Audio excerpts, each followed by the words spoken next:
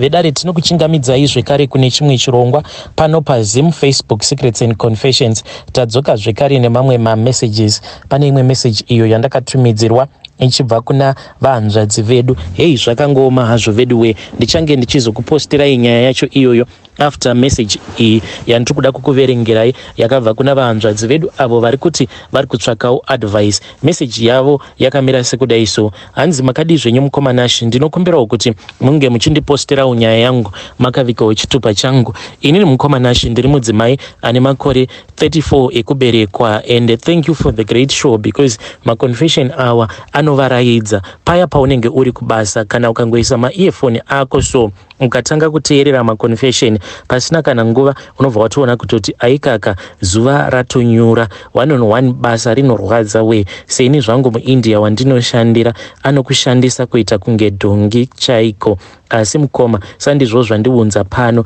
Inini ndiri kutsvakawo advice nemurume wangu takasangana muno. Iye murume wangu uyu ainge asina kumbogara akaita mwana, iye mudiki kwandiri negore. Already inini ndainge ndiine vana vangu 3 mukoma. Ndakaita vana pandainge ndichitoriwo mwana usikana wechidiki, ndokubva ndazotongonyengerwawo nerimwe zidhara ndikabva ndatanga kugara naro. Zidhara iri rakabva ratondizvarisa zviya zvekutoda kutondikaurisa zviya zvekuti kunyangwe ndikazokushungurudza sei hakuna kwaunokwanisa kuzoenda, zviya zvekuti murume anenge achifungidzira kuti kana ukagara wazvara vana 3 hakuna mumwe anokwanisa kuzokuda. Asi ndakazoti ndava kuno mukoma, I was even doubting myself, asi ndakabva ndazowanirwa nyasha. Kunyangwe hama dzemurume dzinotozviziva kuti inini ndiri mukuru negore kune hama yavo uyu murume wangu, but still they love me the way that they love me mukomanashi. Dzimwe nguva ndinotomboti asi mwari ka chiko chamakandifungira because I had lost hope. Ndakatoroorwawo mukoma kutoendawo kutonopfugamirwa murume wangu achitonondikumbirawo kuvabereki vangu, achitopfugamawo pamberi pababa vangu. It gave me great joy pazvakaitika zvinhu izvozvo because I had lost hope. Zvadaro mukoma takazodzoka zvedu kunoku. At that time I was already pregnant. Ndakazoti ndazvara mwana wangu, mwana ndokubva akura. Pari zvino mwana uyu ava ne4 years. Saka vana pane pavakazouya kuno for one holiday ndipo pandakabva ndazosangana nekamwe kabehavior kekuti nanhasi uno kachiri kundivhiringidza, ende ndinokumbirawo vedare kuti munge muchindibatsirawo ipapo because inini kamukuriro kacho katakaita mukoma iitairohwa mukoma. Isusu tiri vanhu vekuti takapiwa discipline. Musikanzwa hangu ndakazoita musikanzwa yevanhurume, but amai vangu vaidisciplina benzi, ende waiziva kuti kana ukagara waita musikawa aiwa vaidisciplina rinonzi benzi. So vana vangu ava ndo kamurerero kacho kandinoda kuti ndinge ndichivaita, kuvapa that kind of discipline yekuti kunyangwe zvikazonzi ini ndafa, vana vangu kunyangwe vakazogara nemunhu anenge achivashungurudza havazozvioni kuti pana patiri kushungurudzwa because already they will be used to what is called discipline. Mwana akaita problem otaura chokwadi. Dambudziko rakazovapo nderekuti ivo vana ava vakati vauya kuholiday, then vana ndokubva vatanga kuita musikanzwa yavo. Ndakabva ndabata 1 ndokubva ndarova. The following day iye murume wangu ainge asipo, ainge ari kubasa. Vana ndokubva vadzokorora musikanzwa yavo vachibaya-baya TV, vachida kudzura TV because tine TV iya yakaitwa mounting kumadziro. Saka vana ndakabva ndavarova, ende pandakavarova dzainge dziri nguva dzekuti murume wangu ndipo paanosvikawo pamba. Saka akangosvikawo ndiri pakati pekurova vana. Ndakatoshamisika because akabva atotanga kutondipopotera achiti ndiri kuita noise, ndokubva atotora shamhu dziya ndokubva anodzirasa panze. Saka zvinhu izvi pazvakaitika vana vakabva vatongoona kutoti saka kana tikazembera kuna dhedhi uku hatirohwe. Vana ndokubva vaita musikanzwa. Saka ini ndakangofungidzira kuti zvimwe kuda munhu haadi kuti vana ava vasarohwa nekuda kwekuti havasi vana vake, but dambudziko iroro riri kungoitika zvekare pamwana uyu watakazvara tose.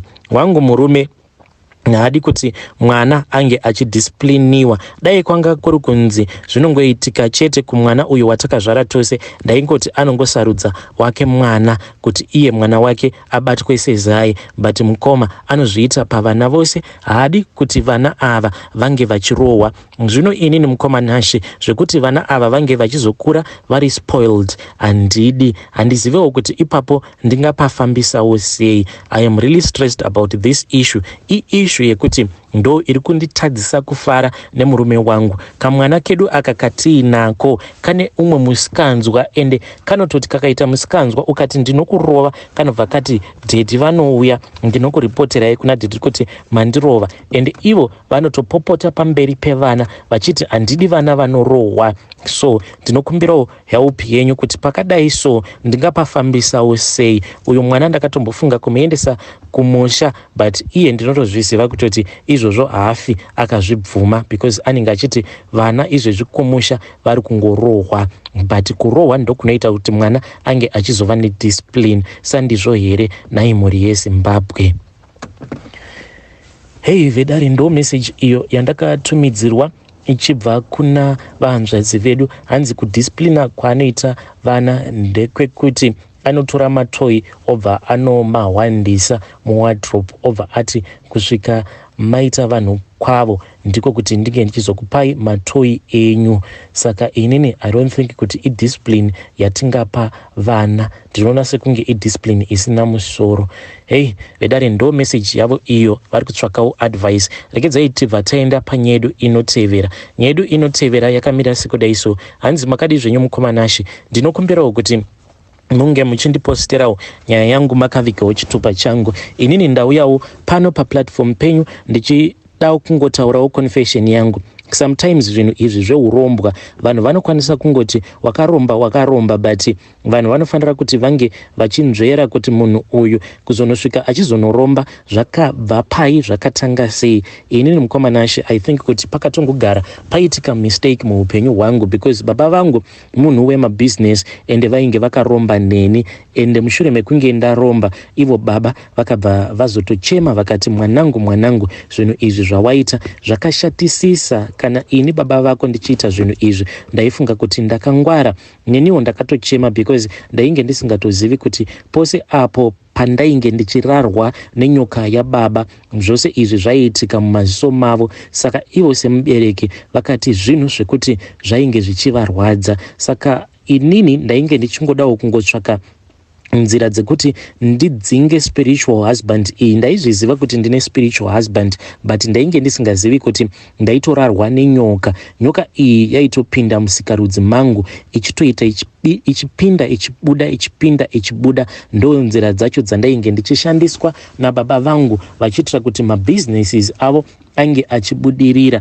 At that time mukoma, zvinhu izvi pazvakatanga, it was just after we had lost our mother. Ivo baba vanotaura vachiti pavakazonotora mishonga iyi inhau yekuti hama dzaamai vangu dzainge dzichidawo imba uko kwatainge tigere. Saka baba vainge vachiti hamunganditorerezve imba nekuda kwekuti ndine vana, but hama dzaamai dzainge dziine kahundyire. Baba ndipo pavakabva vazonozvisimbisa vasingade kutorerwa mabusinesses avo. So mukoma, baba vakabva vazonopiwa nyoka iyaiya. Nyoka iyi vakabva vazongoiisa muzita rangu, then nyoka iyi ndiyo yainge ichindirara kuzonosvika ndichizobvawo kuzimu. Mamarriage zvemamarriage izvi mukoma takabva neko kumunga hakuna ipwa, especially kana utori zvako mukadzi wechikwambo, usafa wakazvinyengera kuti unogaramo mumarriage. Haugarimo mumarriage mukoma, takazvizama izvi. Kuzonosvika ndichizodzingwa pamba nemurume uyo wandainge ndigere naye, ndikabva ndazouya kuno kuJoni.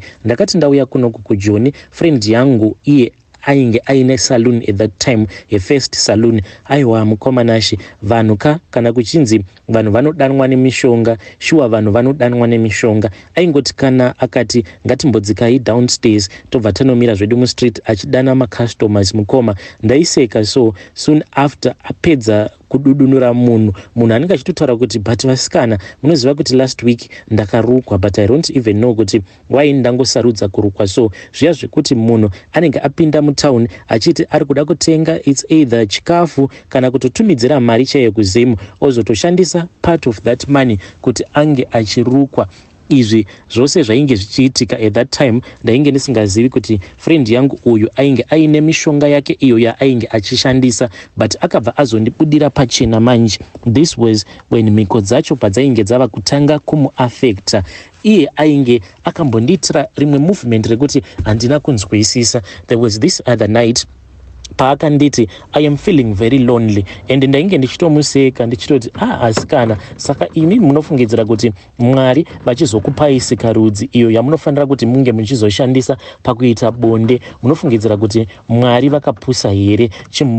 Sanganayi nemurume wekuti anorarawo nemi, ma-emotions enyu awa ange achimboita calm down, but iye zvevanhurume ainge asingazvidi. Saka as a supporting friend ndakabva ndazoenda kumba kwake ndokubva tanorara zvedu. Takati tichinopinda mumachira iye mukoma akabva azobvisa nhumbi dzake. This was very weird to me kuti munhukadzi apa iye akashama. Inini ndakangopinda mumachira mukoma ndakangopfeka nhumbi dzangu because I was really feeling nervous and it was just unsettling kuti munhukadzi sure anongosara ari bhunyumunyu then totopinda mumachira just like that.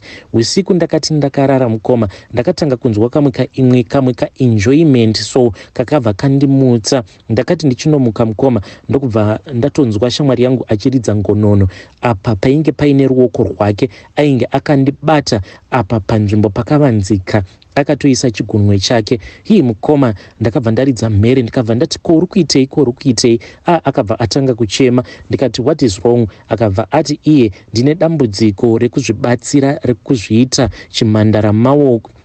Akabva ati ndine dambudziko rekupota ndichizviita bonyora, saka maybe I think kuti zvava kundi affecta zvekuti pose pandinenge ndakarara iye achiti ndinotombomuka ndakazvibayirira chikunwe kusikarudzi kwangu uko kunzvimbo kwakavanzika. So mukoma ndakabva ndangomuunderstandawo semunhu ainge aripo pakundibatsira, asi with time ndakazofind out kuti iye anoita zvekudanana nevamwe vanhukadzi vakafanana naye. Ndakagara pasi naye ndikamubvunza kuti what was going on, because as far as I knew patainge tichiri kuchikoro munhu wandaitoziva kuti aitodanana nanhingi and I knew kuti she had once fallen pregnant. So what was going on? Akabva andiudza kuti no, deep down vanhurume ndinotovada, but handibvumidzwi kuti ndinge ndichirara nevanhurume. Kana ndatoti ndasvika paposition yekuti ndafunga munhurume handitendedzwi kuti ndishandise sikarudzi yangu kuti ndinge ndichirara nemunhurume. Ndikati saka unoita sei zvikanzi ndinotongorara nemunhurume nekumanyowa uku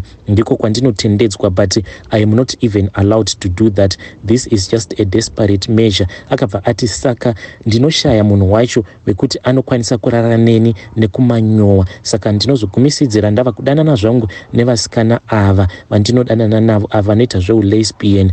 Mukoma zvinhu zvekuti zvakabva zvandivhundutsa nekudawo kunzwisisa friend yangu. Ndakabva ndati saka unoreva kuti haubvumidzwi naniko, kasi une umwe munhu waunodanana naye here in secret wandisingazivi? Akabva ati kana ndakaenda kun'anga. Handi unoona kuti mari dzandinongoita kuti sometimes ndinokwanisa kungochema for a day, but mangwana acho makuseni ndinobva ndatokuudza kutoti pane munhu akauya akandipa kana 12,000 chaiyo. Ndikabva ndati I used to wonder ndichiti maybe mabhishu munototengesa miviri yenyu. Akabva ati no, ndine zvinhu zvandakapiwa kuMozambique ndo zvinondipa mari yose iyi. Ndakavhunduka mukoma ndikati tell me more. Saka mukuzonoudzwa mukoma nashi achindiudza kuti mari iyi yakatanga kuuya so and so and so and so and hazvina ropa mukati. I then got interested. Ndikabva ndati sawira inini ndada hangu kuti ndinge ndichingova munhu ane mari dzake, because what is the purpose yekuti ndinotambudzika apa? At that time ainge achangobva mukubura kamwe ka 2-door Benz kainge kakanaka sei ka AMG, saka ndo kaaishandisa to and from. Saka ndaitoti paya pandinenge ndabva kumuindia wangu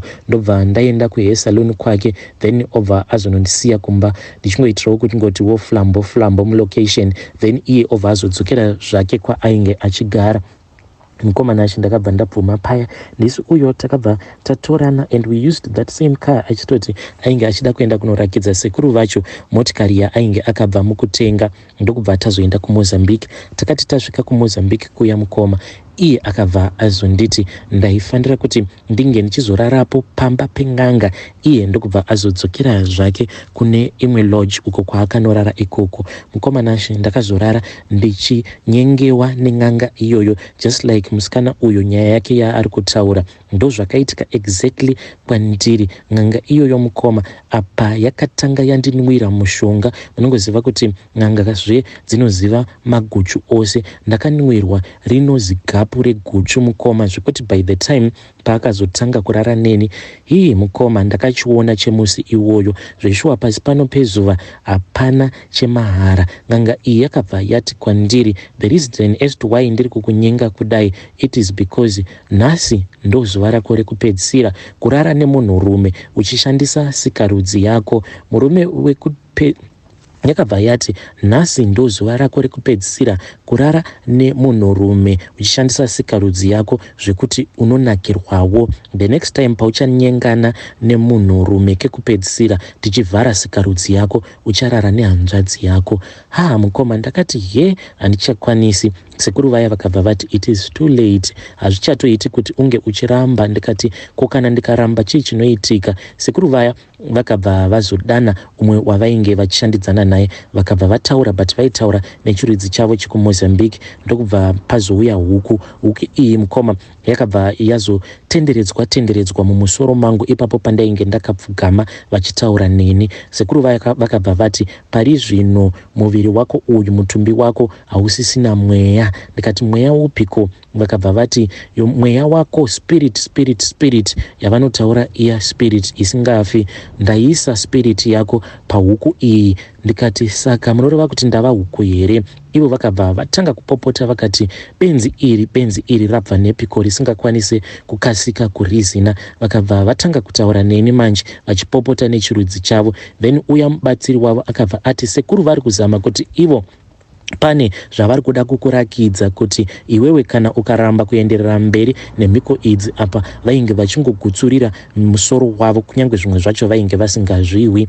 Then ndokubva ndaudzwa paya kuti huku iyi ndio ichazova muenzaniso izvo zvinozoitika kwandiri kana ndikasada kuzotevedzera mhiko idzi. Ipapo kana ndikaramba kupedzisa mhiko dzacho patainge tichirimo mudare. Huku iya mukoma yakabva yazotandirwa panze, yakangoti ichingobuda panze ichibvamo mudare imomo mukoma yakabva yatanga kugwina mukoma, ndiyo uyo ikabva yatofa. Sekuru vaya vakabva vati izvezvi kana ukabuda ndo zvichaitika kwauri. Ndokubva vazotora huku iya ndokubva vaitanga kuitenderedza zvekare mumusoro mangu. Ndakabva ndanzwa rimwe simba rainge richipinda mumuviri mangu rakapinda nemumakumbo umu. Ndikabva ndabvunza uya mubatsiri akabva ati mweya wako wadzoswa mumutumbi mako nasekuru. Ndiko kuzobvuma kwandakazoita mhiko idzi. Saka musi wacho iwoyo ndakangorara ndichingorarwa navo sekuru ava. Vakarara neni I think kuti marounds anosvika kuma8. Ndakamuka chibereko changu mukoma ndichinzwa kuti chibereko changu chakazvimba chainge chichirwadza. Ndokubva vazoisa mimwe mishonga so pasikarudzi yangu. Ndakabva kuMozambique mukoma after 2 months pandakazoenda kuzimu. Mishonga iyi yainge yakangonamira pasikarudzi yangu. Handina kuenda kumaperiods kubva zvandakasangana navo sekuru ava. Vakati vandirara kudaro vakabva vazonditi ndaifanira kuti ndinge ndichizorarana nehanzvadzi yangu kurakidza kuti ndainge ndavharisa chibereko changu nekurara newehukama weropa rangu. Mukoma ndakazoti ndadzokera kuzimu zvinondirwadza mukoma because ndakatotorana nehanzvadzi yangu. Ndakatobva naye pamba pake tichitoti tiri kuenda kutauni ndokubva tazosiya amai guru muroora wangu. Saka takati tiri munzira, sezvo ndainge ndiine mishonga iyo yandainge ndiinayo, iyo hanzvadzi yangu iyi akati achidhiraivha kudai ndokubva ndatongomubata sikarudzi yake. Ndakati ndamubata sikarudzi yake iye haana kana chaakambotaura. Ndakatongonzwa kuti sikarudzi yake yainge yatogara yakatomira kudhara. Ndokubva ndatomuudza kuti budhi tsvakai kune lodge because panapa tofanira kutongoti tinge tichitombonzwanana. Takapedza kuita bonde iyo hanzvadzi yangu yakangonyarara yakati zii. Takazoti tabva palodge paya budhi ndo pavakazovhunduka vakati kwatiri kutsvakeiko kunoku kumalodge. Ndokubva ndavaseka ndikati budhi manga muchindiudza nyaya dzekuti pane imwe girlfriend yenyu yamunodanana nayo, saka muri kutsvaka lodge. Vakabva vatanga kuti inini pari zvino handina girlfriend, ndakamboita girlfriend kumashure uko, but zvinhu izvi zvakavavhiringidza, but havana kutomboziva kuti ndainge ndatobva mukurara navo. Ndakangoti ndichingopedza kurara navo mukoma, ndakanzwa sekunge pane munhu akauya akabva aisa ruoko rwake pasikarudzi yangu, ndokubva atanga kukwatanura mishonga iyo yainge yakanamira pasikarudzi yangu. Ndakabva ndazodzoswa zvekare kuMozambique kuya, ndokubva ndazopiwa mishonga, ndokubva ndapiwa zvekare mhiko dzakafanana nedzefriend yangu. Kana ndikanyanyisa kufunga murume mukoma, ndinorara nemurume ndichishandisa nzira dzeuko kumanyowa. Asi nguva dzangu zhinji ndinowanzo kudanana nevasikana ava vanoita zveulesbianism, ndova ndinongorara navo. Vedare ndo message iyo yandakatumidzirwa ichibva kuna vahanzvadzi vedu. Zvakangoma hazvo vedu haisi nyore kuteerera munhu achitaura nyaya yake achichema. Anzi mukomanashi, ndakatombosvika pakunanzva ropa reumwe mukadzi pandakadarikira mhiko dzangu. Ndikati chii chakaitika ipapo, vakabva vati pane umwe mukomana uyo wandakambotorana naye ainge akadhakwa, saka ndakangomutorera advantage. Pakunorara naye paya ndakabva ndainanganisa sikarudzi yake uko kumanyowa uko, but akazonzwa kuti zvakasiyana, saka paakazozama kutsvanzvedzira achida kuisa sikarudzi yake musikarudzi yangu, iniwo nekunakirwa ndakada kutanga kutambirira. Ndikabva ndaona sekuru vaya varimo murumu muya, vakabva vandiudza kuti ndinofanira kuripa nekuti ndainge ndakanganisa mhiko, ndaifanira kutsvaka mukadzi ari kumaperiod. Ndobva ndatanga kuyamwa sikarudzi yake live. Ndo mubhadharo wacho iwoyo wandakapiwa nasekuru. Vedare ndo message iyo yechi2 yandakatumidzirwa ichibva kuna vahanzvadzi vedu. Zvakangoma hazvo vedu, yanzi ndakayamwa sikarudzi yemunhukadzi ainge ari kumaperiods, ndo mhiko dzangu. Zvakangoma hazvo vedu.